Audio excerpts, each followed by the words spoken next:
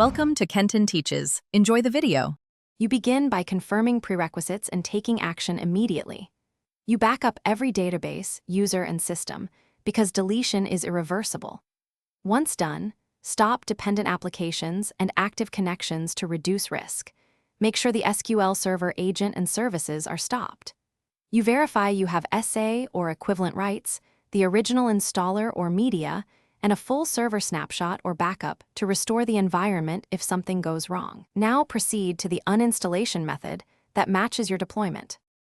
You continue by removing the instance and related features precisely. First, run the SQL Server 2019 setup or use programs and features to select the exact instance and choose uninstall. Make sure you remove database engine, replication components, and other instance-level features.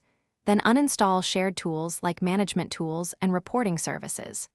Once the uninstall finishes, manually stop and delete orphan services. Remove SQL Server folders under Program Files and Program Data, and clean specific registry keys only if you are comfortable. You finish by validating the environment and handling problems proactively.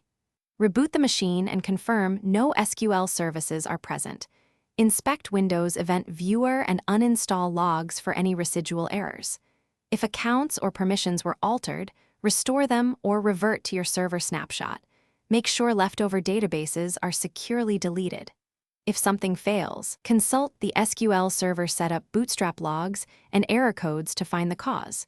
These logs tell you what step failed and why, so you can retry the. Thanks for watching. Please subscribe if this video was helpful.